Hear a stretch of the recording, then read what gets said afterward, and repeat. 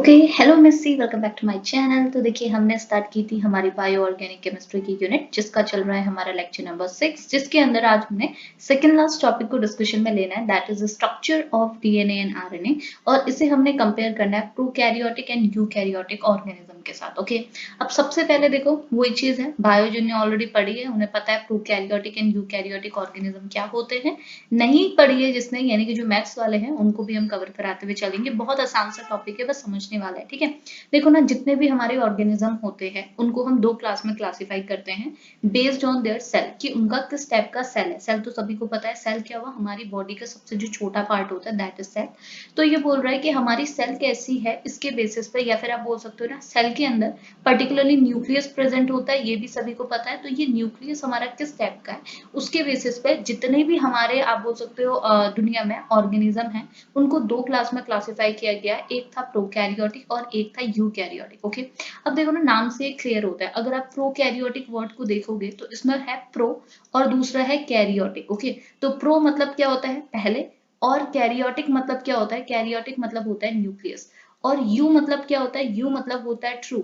Okay, और karyotic मतलब क्या होता है, न्यूक्लियस। तो नाम से क्लियर हो रहा है। देखिए, प्रोकैरियोटिक ऑर्गेनिज्म वो ऑर्गेनिज्म है जिनका जो न्यूक्लियस होता है ना, वो पुराना होता है। पुराना मतलब वेल डेवलप्ड नहीं होता, बिकॉज हमको पता है टाइम के साथ ही चीजें डेवलप होती हैं। तो प्रो मतलब हुआ प्रिमिटिव, मतलब पुराना, और पुराना है तो उसका न्यूक्लियस आपका अच्छे से या फिर वेल डेवलप नहीं होगा। यूकैरियोटिक ऑर्गेनिज्म आपके वो ऑर्गेनिज्म होंगे जिनकी जो सेल है, सेल के अंदर जो न्यूक्लियस है, वो आपका ट्रू है। ट्रू मतलब क्या हुआ, जो आपका कंप्लीटली डेवलप हो चुका है, तो उसे हम बोलते हैं यूकैरियोटिक। तो सिंपल लैंग्वेज में अगर मैं बोलना चाहूँ, तो प्रोकैरियोटिक ऑर्गेनिज्म आपके वो ऑर्गेनिज्म होते हैं जिनका जो सेल है, सेल के अंदर जो न्यूक्लियस है, वो न्यूक्लियस प्रिमिटिव है, यानी कि प्रॉपरली न्यूक्लियस, सेल आपकी वही है। ऑर्गेनल्स भी आपको ऑलमोस्ट मिलते हैं, सेम नहीं होते हैं, ऑलमोस्ट आपको सेम मिलता है, लेकिन न्यूक्लियस का डिफरेंस आपको देखने को मिलता है। प्रोकैरियोट का जो न्यूक्लियस होता है वो अच्छे से डेवलप नहीं होता है, यूकैरियोट का जो न्यूक्लियस होता है वो ट्रू होता है, यानी कि प्रॉपरली डेवलप होता है। इस बेसिस पे कि किस टाइप का न्यूक्लियस है, उसके बेसिस पे इसे दो क्लास में क्लासिफाई करते हैं हमारे टोटल ऑर्गेनिज्म को, पहला प्रोकैरियोटिक और दूसरा यूकैरियोटिक। अब हमसे क्या पूछ रखा है, structure of DNA and RNA को कंपेयर करना है for prokaryotic and eukaryotic organism. तो हमको तो ये चीज पता ही है, अगर ये मेरा कोई सेल है, सेल के अंदर अगर न्यूक्लियस है, तो इसी न्यूक्लियस के अंदर तो हमारा क्या प्रेजेंट होगा, डीएनए प्रेजेंट होगा। और आरएनए हमारा क्या होता है, देखो आरएनए अलग अलग टाइप के होते हैं। कुछ आरएनए हमारे इसके अंदर भी होता है, कुछ आरएनए हमारा ये साइटोप्लाज्म जो है, ये जो लिक्विड पोर्शन होता है, इसे हम बोलते हैं साइटोप्लाज्म। इस साइटोप्लाज्म में हमारा क्या होता है, आरएनए प्रेजेंट होता है। तो होता ये है, हमसे पूछा ये गया है कि हमारे जो प्रोकैरियोट हैं, जिनका जो न्यूक्लियस अच्छे से डेवलप नहीं है, इनके न्यूक्लियस के अंदर ऑब्वियस सी बात है डीएनए प्रेजेंट होगा। डीएनए ही तो हमारा जेनेटिक मटेरियल को कैरी कराता है, और पेरेंट से ऑफस्प्रिंग को क्या होता है, जेनेटिक मटेरियल पास होता है। तो ये बोल रहा है कि इनका जो डीएनए है, इनको कंपेयर करा प्रोकैरियोटिक और यूकैरियोटिक का, और इनके अंदर जो आरएनए है, इनको भी आपने कंपेयर कराना है प्रोकैरियोटिक सेल और यूकैरियोटिक सेल के कंपैरिजन में। इतनी चीज क्लियर है। अब देखो, ये तो आप समझ गए ना, प्रोकैरियोटिक क्या होता है, इतना ध्यान में रखना, न्यूक्लियस वेल डेवलप नहीं होता, यूकैरियोट में न्यूक्लियस वेल डेवलप्ड होता है। इनके हमें डीएनए और आरएनए को कंपेयर करना है, इन टाइप के ऑर्गेनिज्म के। ओके, अब देखो, सबसे पहले हमने इंट्रोडक्शन में, अगर एग्जाम में क्वेश्चन बनता है तो आंसर भी ऐसे करना है। मैं दोनों चीजों को समझाते हुए चल रही हूँ। सबसे पहले बताओ तो सही कि डीएनए क्या है, आरएनए क्या है, देन इसे आप कंपेयर करते हुए चलोगे। तो सबसे पहले बात आता है कि डीएनए क्या होता है। तो डीएनए में यहाँ लिखा हुआ है, डीएनए को हम बोलते हैं डीऑक्सी राइबो न्यूक्लिक एसिड, सबको पता है। और अगर आरएनए है तो बस उसमें क्या होगा, डीऑक्सी वर्ड हट जाएगा, ये हो जाएगा राइबो न्यूक्लिक एसिड। तो डीएनए को कैसे डिफाइन कर रहा है, ये बोला DNA is a double strand molecule that carry genetic या फिर हेरिडिटरी इंफॉर्मेशन। तो सबको पता है डीएनए क्या होता है, सबसे पहली बात कि डबल स्ट्रैंड होता है। डबल स्ट्रैंड मतलब एक स्ट्रैंड ये है तो इसके साथ दूसरा स्ट्रैंड भी आपका चलेगा। अब आगे आपको मैं जैसे यहीं पे आपको बता देती हूँ। देखिए, जो प्रोकैरियोट होता है, इनका न्यूक्लियस क्योंकि वेल डेवलप्ड नहीं होता है, इनके न्यूक्लियस के अंदर जो डीएनए होगा ना, वो डबल स्ट्रैंड तो होगा, लेकिन हमेशा कैसा होगा, सर्कुलर होगा, कुछ इस तरीके से। अगर आप प्रोकैरियोट के अलावा यूकैरियोट को देखोगे, भाई इनका न्यूक्लियस वेल डेवलप्ड होता है। इनके न्यूक्लियस के अंदर जो डीएनए, इसे आप देखोगे, ये डबल स्ट्रैंड होता है लेकिन लीनियर होता है। उसके बाद यहाँ पे भी इसके अंदर बहुत सारी चीजें होती है, इसकी पैकेजिंग होती है। डीएनए ना बहुत बड़ा होता है, इसको पैक करने के लिए हमको प्रोटीन की जरूरत होती है। तो प्रोटीन जो होता है यहाँ पे, उसे उसका नाम होता है हिस्टोन प्रोटीन। तो हिस्टोन प्रोटीन जो है वो सिर्फ हमारे यूकैरियोट में प्रेजेंट होता है, प्रोकैरियोट में इस हिस्टोन प्रोटीन के बदले दूसरे प्रोटीन प्रेजेंट होते हैं, लेकिन हिस्टोन प्रोटीन, नॉन हिस्टोन इन्हें हम जनरली बोलते हैं, नॉन हिस्टोन प्रोटीन प्रेजेंट होते हैं, हिस्टोन नहीं होते। अब ये मैं क्या बता रही हूँ आपको, ये बता रही हूँ डिफरेंस, हमने डिफरेंस ही तो पढ़ना है, अभी मैं प्रॉपरली आगे पढ़ाऊंगी, अभी जस्ट थोड़ा हल्का फुल्का सा आपको इंट्रोड्यूस कराते हुए चल रही हूँ कि हमने इतनी बात समझी कि डीएनए हमारा एक डबल स्ट्रैंड स्ट्रक्चर होता है, हमने पहले भी पढ़ा था, जिसके 2 स्ट्रैंड होते हैं, मतलब एक स्ट्रैंड ये है तो दूसरा स्ट्रैंड आपका इसी का अपोजिट चलता होता है, दोनों आपके एंटी पैरेलल होते हैं, ओके, डबल स्ट्रैंड होता है। अब मैं यहीं पे कंपेयर कराते हुए चल रही हूँ कि भाई प्रोकैरियोट में ये डबल स्ट्रैंड होता है, लेकिन इसका शेप कैसा होता है, सर्कुलर होता है, लेकिन अगर आप यूकैरियोट में देखोगे तो ये डबल स्ट्रैंड होगा लेकिन लीनियर होगा, ओके। हम लोग यूकैरियोट्स के अंदर आते हैं तो हमारा जो डीएनए होता है वो डबल स्ट्रैंड होता है लेकिन लीनियर होता है। बैक्टीरियाज आपने सुने होंगे, जो बैक्टीरिया होते हैं वो आपके किसके अंदर आते हैं, प्रोकैरियोट्स के अंदर ही आते हैं, जनरली बैक्टीरिया और ब्लू ग्रीन एल्गी जो होते हैं वो प्रोकैरियोट्स के अंदर आते हैं, बाकी सब आपके यूकैरियोट्स के अंदर आते हैं। तो बैक्टीरिया भी आपका क्या डीएनए कैरी करता है, इसमें भी डबल स्ट्रैंड डीएनए होगा लेकिन वो सर्कुलर होगा, घुमा हुआ होगा, ओके। अब जैसे मैंने बोला डीएनए को पैक करने के लिए, मतलब आप समझो इतना लंबा सा थ्रेड होता है, थ्रेड को आप एज इट इज, आपका सेल इतना छोटा है, इसके अंदर एक बड़ा सा थ्रेड तो आप नहीं रख सकते, तो ये थ्रेड को क्या करना होता है, कॉइल करना होता है, यानी कि फोल्ड करना होता है। जैसे आप बोल सकते हो ना, जैसे सिलाई वाला धागा होता है वो इतना बड़ा होता है लेकिन उसे कॉइल किया जाता है, फोल्ड किया जाता है, वैसे ही हमारा जो डीएनए होता है वो काफी लंबा होता है, उसे एक छोटे से सेल के अंदर डालने के लिए उसे कॉइल किया जाता है, और कॉइल करने के लिए एक प्रोटीन की यहाँ पर रिक्वायरमेंट होती है, that is called as histone protein. तो ये हिस्टोन प्रोटीन यूकैरियोट में तो प्रेजेंट होता है लेकिन प्रोकैरियोट्स में प्रेजेंट नहीं होता है, यहाँ पे नॉन हिस्टोन प्रोटीन की जरूरत होती है। अब ये चीज क्या बोली, ये था हमारा डिफरेंस, इसका डीएनए, प्रोकैरियोट्स का डीएनए और यूकैरियोट का डीएनए आपस में कैसे डिफरेंट है, यही हमने आगे पढ़ना है, क्लियर हुआ ना। अब देखो अब आगे क्या लिखा है, ये तो आपको पता है, डबल स्ट्रैंड मॉलिक्यूल है दैट कैरी, डीएनए का काम क्या होता है भाई, ये हेरिडिटरी इन्फॉर्मेशन या फिर आप बोल सकते हो जेनेटिक इन्फॉर्मेशन को कैरी करता है, पेरेंट्स से बच्चे में जो कैरेक्टर जा रहा है, पेरेंट्स के बालों का कलर ब्लैक है तो बच्चे का भी ब्लैक है, ब्राउन है तो बच्चे का भी ब्राउन है, तो ये कैरेक्टर कहाँ से आ रहे हैं, हमारे पेरेंट्स से हमको मिलते हैं, तो ये जो कैरेक्टर कौन कैरी करता है, यही डीएनए कैरी करता है। अगर सेम वे में आरएनए को डिफाइन करोगे एक सिंगल डेफिनेशन में, तो ये बोल रहा है ये एक सिंगल स्ट्रैंड मॉलिक्यूल है, जैसे डीएनए डबल स्ट्रैंड मॉलिक्यूल था, आरएनए हमेशा एक सिंगल स्ट्रैंड में रहता है और ये हमेशा प्रोटीन सिंथेसिस में इन्वॉल्व करता है। प्रोटीन सिंथेसिस में इन्वॉल्व करने का मतलब क्या है, मैं आपको ऐसे समझाती हूँ। तो देखो हमारे जो पेरेंट्स से कैरेक्टर है, जैसे आपका हेयर का ही कैरेक्टर है किसी पेरेंट का, वो उसके ऑफस्प्रिंग में जाने वाला है, ठीक है। तो ये जो कैरेक्टर है वो कहाँ है भाई, ये कैरेक्टर आपके डीएनए में है, डीएनए से बच्चे को, ये बच्चे में ये कैरेक्टर एक्सप्रेस होने वाला है। आप पेरेंट का जो भी कैरेक्टर है, हेयर कलर का ही कैरेक्टर है, तो वो पेरेंट के डीएनए में है। अब यही तो डीएनए आपके बच्चा, उसका जो बेबी होगा उसमें ट्रांसफर होगा ये डीएनए।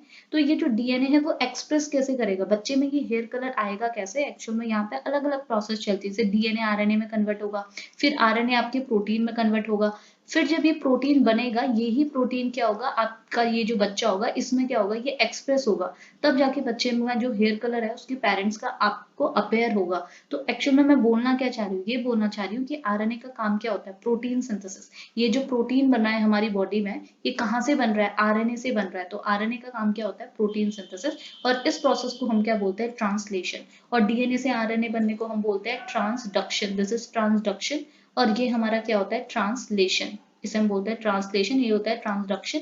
इस तरीके से प्रोटीन का सिंथेसिस होता है। तो वही लिखा हुआ है कि आरएनए का काम कहाँ होता है, प्रोटीन सिंथेसिस में, ठीक हो गया।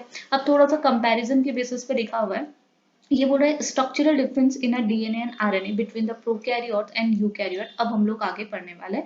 तो देखो प्रोकैरियोट के एग्जांपल आपने याद रखने, दो ही याद रखना, सारे बैक्टीरिया इसी में इंक्लूड हो जाएंगे और ब्लू ग्रीन एल्गी जो होती है वो भी इसी में इंक्लूड हो जाएंगी, और हमारे यूकैरियोट्स में हमारे प्लांट, एनिमल्स, बाकी के सारे फंजाई हो गए, ये सब के सब हमारे कहाँ इंक्लूड होता है, यूकैरियोट। डन हो गया। अब हम लोग पर्टिकुलरली समझते हैं, तो सबसे पहले हम डीएनए को कंपेयर करते हुए चलते हैं, फिर हम आरएनए को कंपेयर करते हुए चलेंगे, ओके।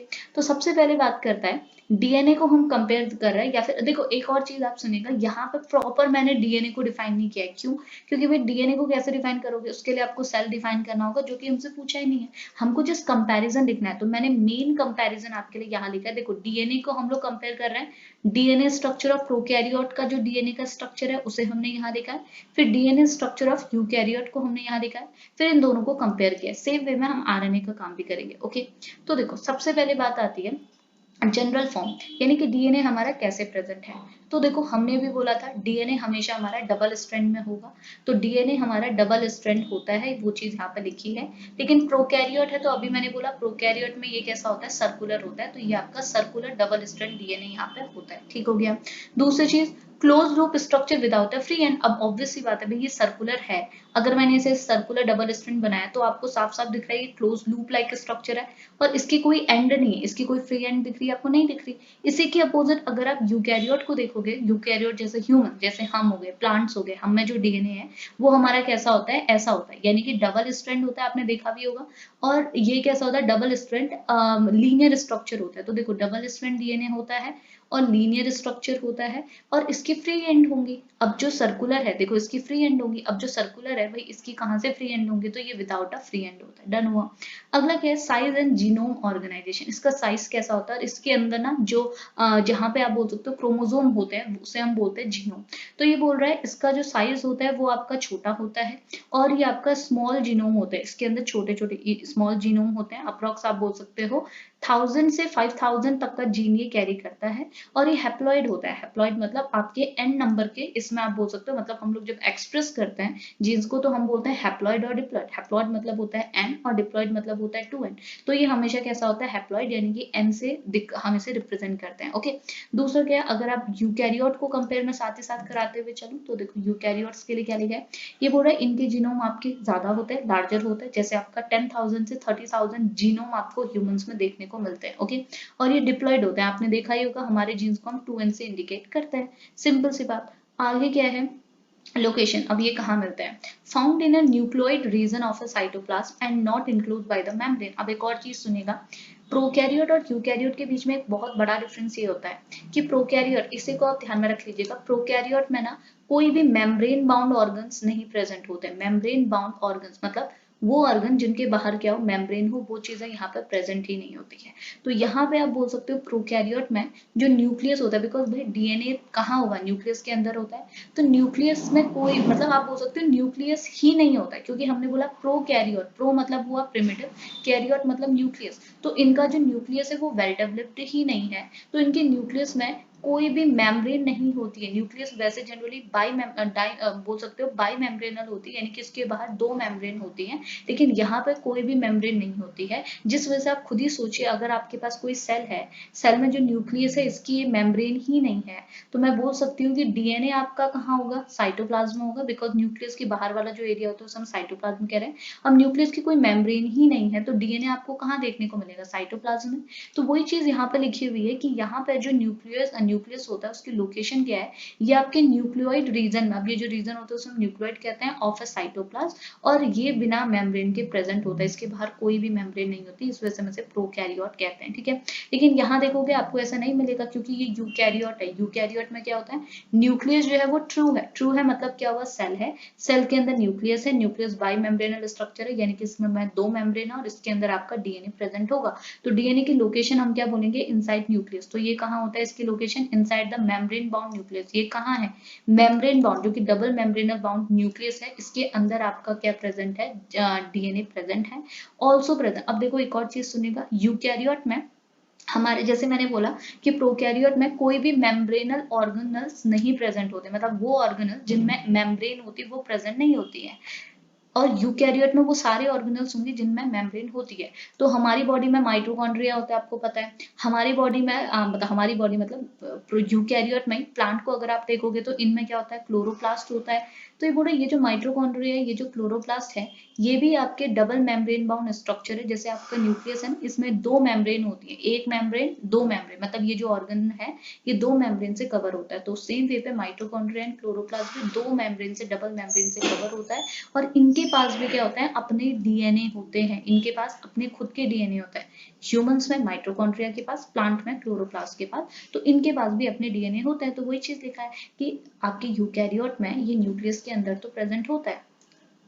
ठीक है। तो क्या बोला था हमने कि माइटोकॉन्ड्रिया एंड क्लोरोप्लास्ट, जो कि हमारे मतलब किसी भी यूकैरियोटिक सेल के, जैसे हम लोग एनिमल सेल बोले चाहे हम लोग प्लांट सेल बोले, तो प्लांट सेल में क्या होगा, ऑब्वियस सी बात है, प्लांट में क्लोरोप्लास्ट होते हैं, एनिमल्स में माइटोकॉन्ड्रिया होती है। तो ये बोले क्लोरोप्लास्ट और माइटोकॉन्ड्रिया में भी आपके क्या होते हैं, डीएनए प्रेजेंट होते हैं। तो ये चीज बताइए कि लोकेशन क्या है, एक तो न्यूक्लियस के अंदर, और माइटोकॉन्ड्रिया और क्लोरोप्लास्ट जो हमारे सेल ऑर्गेनल है, इन दोनों के पास भी डीएनए होता है। लेकिन इनका डीएनए ना आपके बैक्टीरियल डीएनए के सिमिलर होता है। इसका मतलब क्या है भाई, अभी हमने ऊपर तो बोला था कि जो हमारा बैक्टीरियल डीएनए होता है तो वो ऑब्वियस सी बात है कैसा होता है, सर्कुलर होता है, डबल स्ट्रैंड लेकिन सर्कुलर होता है। क्यों? क्योंकि प्रोकैरियोट के अंदर हमारा कौन होता है, बैक्टीरिया, और प्रोकैरियोट्स का डीएनए कैसा होता है, डबल स्ट्रैंड लेकिन सर्कुलर। तो ये जो माइटोकॉन्ड्रिया और क्लोरोप्लास्ट होते हैं ना, ये भी बैक्टीरियल डीएनए जैसे होते हैं, यानी कि डबल स्ट्रैंड तो होते हैं लेकिन कैसे होते हैं, सर्कुलर होते हैं। सिंपल सी बात है। अब आगे बात करते हैं। ओके, अब देखो अगला है ना पैकिंग एंड स्ट्रक्चर। पैकेजिंग और स्ट्रक्चर की अगर हम बात करते हैं तो अभी भी मैंने आपको बोला था कि भाई डीएनए ना एक लंबा सा थ्रेड है, अब उसे एक छोटे से सेल के अंदर कैसे डालेंगे, अब इसको डालने के लिए हमें उसे पैक करना होता है, पैक करना होता है यानी कि उसे कॉइल करना होता है। तो कॉइल करने के लिए हम लोग क्या करते हैं, प्रोटीन का यूज करते हैं, दैट इज हिस्टोन प्रोटीन। लेकिन यहाँ पर को प्रोकैरियोट में वो हिस्टोन प्रोटीन अवेलेबल नहीं होता, मतलब हिस्टोन प्रोटीन नहीं होता, उसके बदले जो हमारा प्रोटीन होता है that is non histone protein. तो अब यहाँ पे डायरेक्टली लिख सकते हो, इतना सारा नहीं भी लिखना चाहते हो, ये एडवांस में चीजें हो गई। आपने जैसे इतनी चीज याद रखनी है, कॉम्पैक्ट होता है but less organise compare to the eukaryotic chromatin. Chromatin मतलब क्या हुआ ना, जब आपका डीएनए फोल्ड होता है, जैसे आपका डीएनए है ना, डीएनए ऐसे थ्रेड लाइक स्ट्रक्चर के फॉर्म में होता है। इस डीएनए को जब आप कॉइल करने लगते हो तो ये ना कॉइल्ड फॉर्म में जब ऐसे ऐसे आने लगता है तो ना फिर ये पहले बनाता है क्रोमेटिन, फिर क्रोमेटिन से आपका क्रोमोसोम बनता है। ओके, तो अभी जैसे ये बोल रहा है कि जब ये आपकी डीएनए की ऐसी कॉइलिंग होगी, जब हम उसे क्रोमेटिन कह रहे हैं, तो ये बोला जो यूकैरियोट होते हैं, अगर आप यूकैरियोट की पैकेजिंग देखोगे तो आपको पता चलेगा कि यूकैरियोट में एक स्पेशल टाइप का प्रोटीन होता है दैट इज हिस्टोन प्रोटीन। और इसी हिस्टोन प्रोटीन की हेल्प से क्या होता है, डीएनए आपका रैप होता है, यानी कि डीएनए को आप पैक कर सकते हो। तो लिखा हुआ देखो, DNA wraps around a histone protein and form a nucleosome. होता क्या है ना, जैसे आपका जो आप इसे हिस्टोन प्रोटीन को जब आप प्रॉपर्ली देखोगे ना, तो इसके ना 8 यूनिट होते हैं, 8 यूनिट होते हैं, और वो 8 यूनिट के चारों ओर क्या होता है, आपका डीएनए ऐसे ऐसे रैप कर रहा होता है, कॉइल हो रहा होता है ऐसे ऐसे, और ये जो फॉर्म बनाता है इसी को हम बोलते हैं न्यूक्लियोसोम। ये जो स्ट्रक्चर बनता है जब आपके, सिंपल समझो, एक हिस्टोन प्रोटीन, और हिस्टोन प्रोटीन के चारों ओर आपका क्या होता है, डीएनए से रैप करता है, और जब ये रैप करने के बाद ये जो कॉइल्ड स्ट्रक्चर बनाता है इसी को हम बोलते हैं न्यूक्लियोसोम। और जब न्यूक्लियोसोम फर्दर और ज्यादा फिर फर्दर कॉइलिंग हो जाती है, मतलब एक बार कॉइलिंग हुई फिर आप और कॉइल कर रहे हो, उसे और ज्यादा कॉइल कर रहे हो, तो वो बन जाता है क्रोमेटिन फाइबर। फिर जैसे मैंने ऊपर बोला कि क्रोमेटिन फाइबर फिर आपका और कॉइलिंग कराओगे तो क्या बन जाएगा, क्रोमोसोम। मतलब जब आप कॉइलिंग को बढ़ाओगे, उसकी फोल्डिंग को बढ़ाओगे, तो उसी को ये बोल रहा है। पहले डीएनए था, डीएनए को आपने ऐसे समझो, ये आपका हिस्टोन प्रोटीन है, ठीक है, ऐसे, और आपके पास एक लंबी सी, जैसे आपका धागा होता है ना, वैसे एक लंबा सा धागा किसका है, डीएनए का, ऐसे लंबा सा धागा है, ठीक है। अब इसे फोल्ड करना है तो आपने इसे क्या किया, ऐसे हिस्टोन प्रोटीन के चारों ओर ऐसे कॉइल किया। तो कॉइल करने के बाद जो स्ट्रक्चर बनता है उसे हम न्यूक्लियोसोम कहते हैं। फिर इस न्यूक्लियोसोम की फिर फर्दर और टाइट कॉइलिंग होती है तो न्यूक्लियोसोम कन्वर्ट हो जाता है क्रोमेटिन में।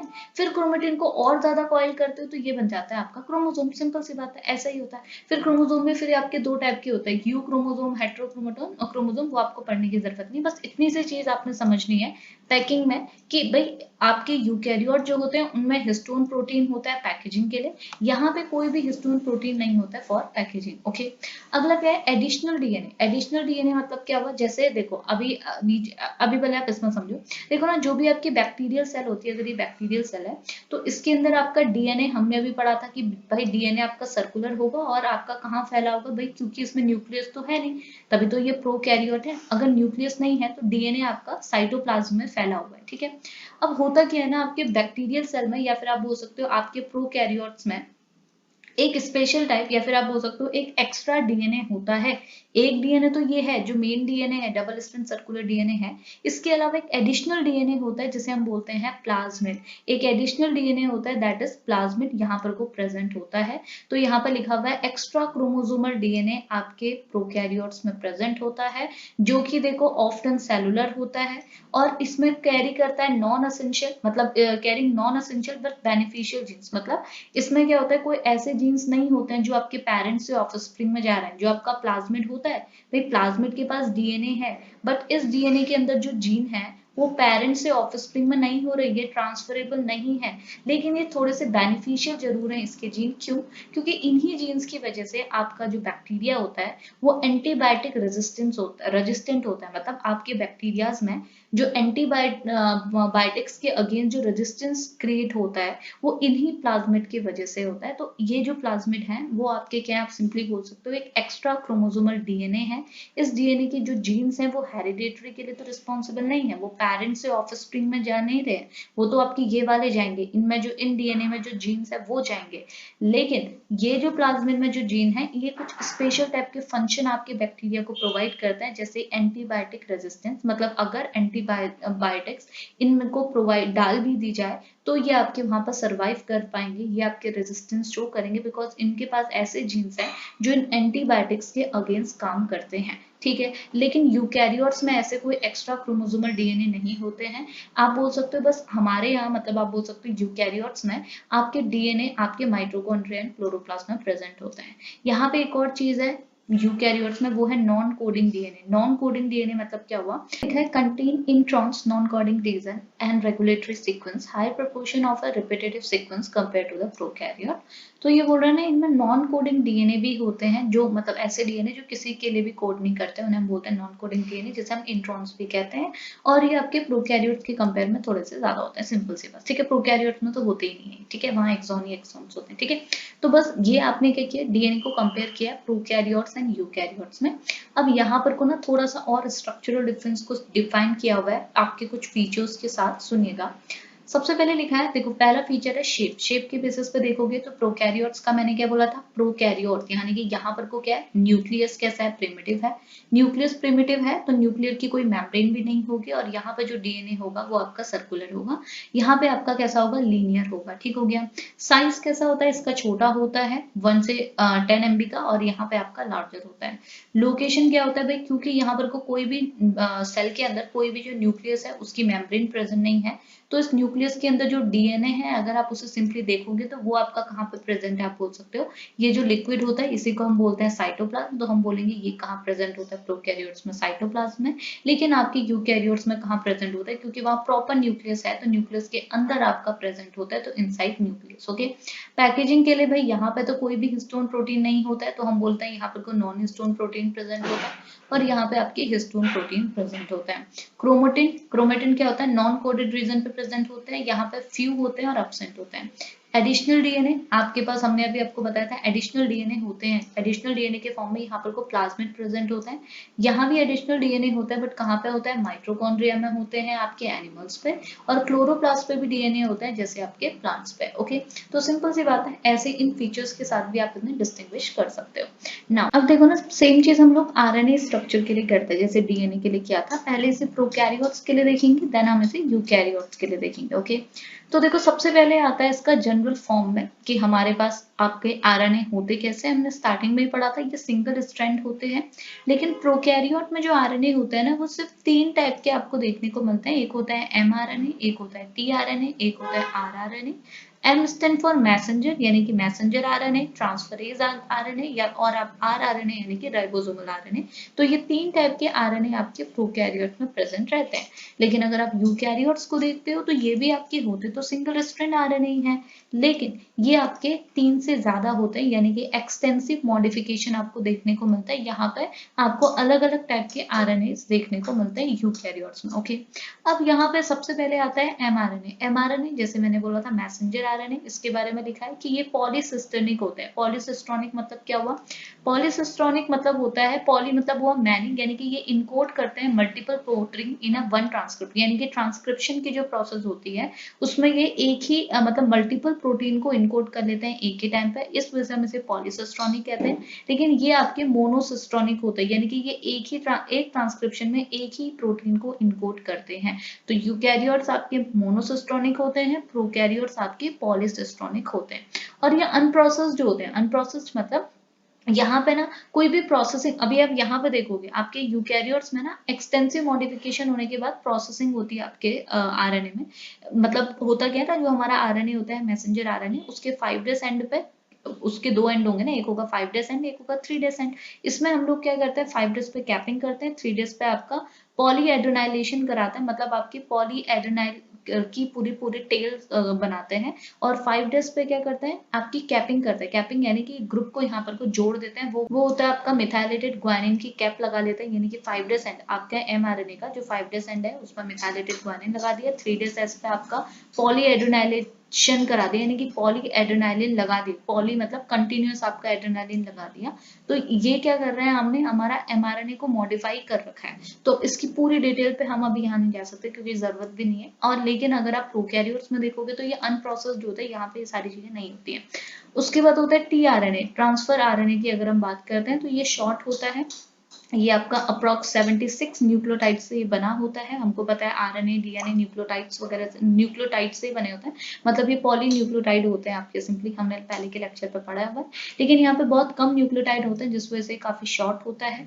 और क्लोवर लीफ स्ट्रक्चर को अगर आप इसे देखते हो तो clover leaf structure with the anticodon loop and the amino acid attach site. तो अगर आप इसका क्लोवर लीफ स्ट्रक्चर देखोगे तो वहां पे आप वहां पे आप इसमें एंटीकोडॉन लूप भी देखते हो और अमीनो एसिड अटैचमेंट साइट भी आपको इसके स्ट्रक्चर में tRNA के स्ट्रक्चर में आपको देखने को मिलती है जब हम इसका क्लोवर लीफ स्ट्रक्चर देखते हैं। और अगर आप यहाँ पे tRNA की बात करते हैं, ट्रांसफर आरएनए की बात करते हो, तो ये बोले क्लोवर लीफ स्ट्रक्चर जो होता है वो इसका सेम सिमिलर होता है जैसे प्रोकैरियोट में होता है, लेकिन यहाँ पे थोड़ा और कॉम्प्लेक्स मॉडिफिकेशन आपको देखने को मिलता है प्रोकैरियोट्स के कंपेयर में। आरएनए को कंपेयर करोगे तो आरएनए जिसे हम राइबोसोमल आरएनए कहते हैं, ये 2 सब यूनिट से बना होता है। पहली चीज तो प्रोकैरियोट्स में जो आपका आरएनए होता है यानी कि राइबोसोमल आरएनए होता है वो 70s टाइप का होता है और 70s आपके 2 यूनिट से बना होता है, 50 + 30। अब इनको काउंट करोगे तो ये आपको 80 मिलेगा। तो ये ऐड नहीं करना होता है, ये जैसे इनकी बेसिक यूनिट होती है, आपने ये चीज बायोलॉजी में भी पढ़ा होता है, होते ये 70s राइबोसोम होते हैं, लेकिन ये 50 + 30 से बने होते हैं, 2 सब यूनिट इसमें मिलती है। सेम वे पे यहाँ पे है, ये आपका 80s राइबोसोमल से बना होता है। इन दोनों का सम कितना होता है, 90 होता है। देखो 60 + 40, सम तो 90 हो रहा है बट सम करने की जरूरत नहीं है। वो आपका 50 + 30 से बना होता है और ये आपका 60 + 40 सब यूनिट से बना होता है और ये हमारा 80s राइबोसोमल होता है। और ये आपका ज्यादा लार्ज और थोड़ा सा ज्यादा कॉम्प्लेक्स होता है एज कम्पेयर टू प्रोकैरियोट्स। आगे लास्ट है आपका आरएनए मॉडिफिकेशन। तो आरएनए मॉडिफिकेशन इसमें जनरली नहीं होता है। नो कैपिंग नो टेलिंग, यहाँ पर तो कुछ भी कैपिंग भी नहीं होती है, टेलिंग भी नहीं होती है, कुछ नहीं होती है। और यहाँ पे आरएनए मॉडिफिकेशन आपको देखने को मिलता है 5 एंड पे हम लोग कैपिंग कर रहे हैं। कैपिंग मतलब 5 एंड को और मॉडिफाई कर रहे हैं, तो मॉडिफिकेशन करने के लिए हमने यहाँ पर कोई ग्रुप ऐड कर दिया which is methylated guanine. Same चीज है, जो 3 एंड होगा आपके आरएनए का, ये 5 एंड हो गया, 3 एंड हो गया, 3 है, ये हमारा टेल पोर्शन है। इसका मॉडिफिकेशन के लिए हमने यहाँ पर पॉली एड्रेनाइल ग्रुप जोड़ दिया, बहुत सारे जुड़े हैं इस वजह से हमने इसे पॉली बोला है, एड्रेनाइल ग्रुप जोड़ा है तो पॉली एड्रेनाइल ग्रुप, एड्रेनाइल हमने बोला है और एड्रेनाइलेशन बोला है, यानी कि पूरी जो प्रोसेस है उसी को बोल रहा है पॉली एड्रेनाइलेशन। ओके, और बीच में एक और स्टेप होता है जिसे हम बोलते हैं स्प्लाइसिंग। स्प्लाइसिंग मतलब नाम से समझ में आ रहा, इसमें होता क्या है ना, ये जो आरएनए होता है इसके अंदर ना एक्सॉन और इंट्रॉन 2 पार्ट होते हैं। एक्सॉन जो एक्सप्रेस करते हैं, इंट्रॉन जो एक्सप्रेस नहीं करते, तो हम लोग यहाँ पर को रिमूव करते हैं इन इंट्रॉन्स को एंड ज्वाइन करते हैं एक्सॉन को। मतलब क्या हुआ, हमारा आरएनए है, इसमें 2 पार्ट है, एक है एक्सॉन जो आपका एक्सप्रेस करेगा, इंट्रॉन जो आपका एक्सप्रेस नहीं करेगा। एक्सॉन जो एक्सप्रेस करेगा, इंट्रॉन जो एक्सप्रेस नहीं करेगा। तो हमने क्या करना होता है, ये जो बीच में बिना काम के है, यानी कि ये जो हमारे इंट्रॉन्स हैं जिनको एक्सप्रेस ही नहीं होना है, ये हमारी यूजलेस है, इनको हटाना पड़ता है। हटाने के लिए हम लोग जो प्रोसेस यूज करते हैं दैट इज स्प्लाइसिंग। तो यही बोल रहे हैं, रिमूवल ऑफ इंट्रॉन, ये जो फालतू है इंट्रॉन जो एक्सप्रेस ही नहीं करने वाला है इनको हटाना। और अगर ये हटा लेंगे तो ये जो एक्सॉन है और ये जो एक्सॉन है इनको ज्वाइन करना बाय लाइगेज एंजाइम। तो ये जो प्रोसेस होती है इसी को हम बोलते हैं स्प्लाइसिंग। तो यहाँ पे वही चीज लिखा है कि यहाँ पे हम लोग क्या करते हैं, आपका आरएनए का मॉडिफिकेशन करते हैं। यहाँ पे कोई भी आरएनए मॉडिफिकेशन नहीं होता है, यहाँ पे आपका आरएनए मॉडिफिकेशन होता है। उसके अलावा हमने बोला था यहाँ पे ना कुछ एक्स्ट्रा आरएनए भी प्रेजेंट होता है यूकैरियोट में, जैसे आपका एमआईआरएनए मतलब माइक्रो आरएनए। ओके, इसके साथ साथ आपका एसआईआरएनए यानी कि स्मॉल इंटरफेयरिंग आरएनए। तो ये सब आपके जीन रेगुलेशन में इन्वॉल्व होते हैं। तो यहाँ पे कुछ एक्स्ट्रा राइबोसोमल आरएनए प्रेजेंट, मतलब एक्स्ट्रा आरएनए प्रेजेंट होते हैं other than messenger, transfer and ribosomal RNA. Okay, अब यहाँ पे इसका मेन डिफरेंस लिखा हुआ है आपको पॉइंट्स वाइज। सबसे पहले फीचर में अगर देख रहे हैं तो एमआरएनए, प्रोकैरियोट्स का जो एमआरएनए होता है हमने बोला ये पॉलीसिस्ट्रॉनिक होता है, लेकिन यूकैरियोट्स का ये मोनोसिस्ट्रॉनिक होता है। आरएनए प्रोसेसिंग की बात करते हैं तो हमने बोला यहाँ पे कोई भी आरएनए प्रोसेस नहीं होता, यहाँ पे होता है। जैसे हम यहाँ कैपिंग कराते हैं, टेलिंग कराते हैं, स्प्लाइसिंग कराते हैं। rRNA यानी कि राइबोसोमल आरएनए, यहाँ पर 70s होता है, यहाँ 80s होता है। ये 2 यूनिट से बना होता है, 50+30, और ये होता है 60+40। रेगुलेटरी आरएनए यहाँ पे बहुत कम होते हैं, रेयर होते हैं, और यहाँ पे बहुत सारे रेगुलेटरी आरएनए। रेगुलेटरी आरएनए मतलब ये जो आपका माइक्रो आरएनए यानी कि mRNA, siRNA, ये एक्स्ट्रा आरएनएज होते हैं, ये प्रेजेंट होते हैं। इंट्रॉन्स, प्रोकैरियोट्स में कोई इंट्रॉन्स नहीं है, आपके यूकैरियोट्स में इंट्रॉन्स है। इंट्रॉन्स मतलब आपके आरएनए का वो पोर्शन जो आपका एक्सप्रेस नहीं करता, दैट इज इंट्रॉन, और इसी को हटाने के प्रोसेस इज स्प्लाइसिंग। ओके, तो ये आपके प्रोकैरियोट्स में होते ही नहीं और यूकैरियोट्स में प्रेजेंट होते हैं। बस यही आपने डिफरेंस देना था आपके प्रोकैरियोट और यूकैरियोट में, डीएनए के बेसिस पे और आरएनए के बेसिस पे। ज्यादा डिटेल में ना मैंने बताया है ना उसको बताने की जरूरत है, क्योंकि पर्टिकुलरली पूरे प्रोकैरियोट और यूकैरियोट के डिफरेंस से नहीं पूछा है ना आपसे, प्रोकैरियोट और यूकैरियोट के डीएनए और आरएनए को कंपेयर करना है। तो इतना यहाँ पे इनफ है। बाकी कंक्लूजन में थोड़ी बातें लिखी हुई है कि prokaryotic DNA and RNA structure reflects simplicity and the efficiency of a rapid growth and reproduction। तो प्रोकैरियोट्स का जो डीएनए और आरएनए है वो आपको बहुत सिंप्लिसिटी को रिफ्लेक्ट कर रहा है, और एफिशिएंसी, इनकी ज्यादा अच्छी एफिशिएंसी होती है for the rapid growth and reproduction. यहाँ पे कोई भी एक्स्ट्रा प्रोसेसिंग, अभी आप देखोगे, आप जैसे बैक्टीरिया है, बैक्टीरिया कोई रिप्रोडक्शन नहीं शो करता, उसमें ट्रू रिप्रोडक्शन होता ही नहीं है, वो जैसा आपका फिजन करता है, 2 पार्ट में टूट जाता है। लेकिन यूकैरियोटिक, अगर आप डीएनए देख रहे हो, यूकैरियोटिक आरएनए देख रहे हो, तो आपको यहाँ पे ज्यादा कॉम्प्लेक्सिटी देखने को मिल रही है। आपने देखा भी है, बहुत अलग डिफरेंस जो है वो इसी में आ रहा है कि यूकैरियोट्स का जो आपका डीएनए और आरएनए है उसमें थोड़ी कॉम्प्लेक्सिटी है।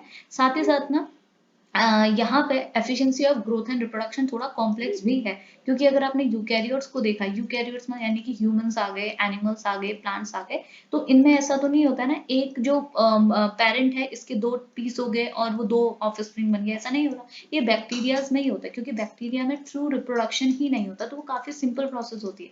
लेकिन ह्यूमंस में, एनिमल्स में, प्लांट्स में ऐसा नहीं होता, तो थोड़ी कॉम्प्लेक्सिटी हमको देखने को मिलती है। बस इतना आपने इसे कंक्लूड करके रख देना है, ठीक हो गया। तो बस ये था हमारा आज का टॉपिक, जिसमें हमने बात किया DNA and RNA of prokaryote and eukaryotic organism. Hope lecture आपके लिए हेल्पफुल रहा होगा। अगर रहा हो तो प्लीज लेक्चर को लाइक करते हुए जाइएगा। चैनल पर नए हैं तो चैनल को सब्सक्राइब भी कर लीजिएगा। अभी इस लेक्चर को यहीं पे फिनिश करते हैं, मिलेंगे नेक्स्ट लेक्चर पे, तब तक के लिए बाय बाय।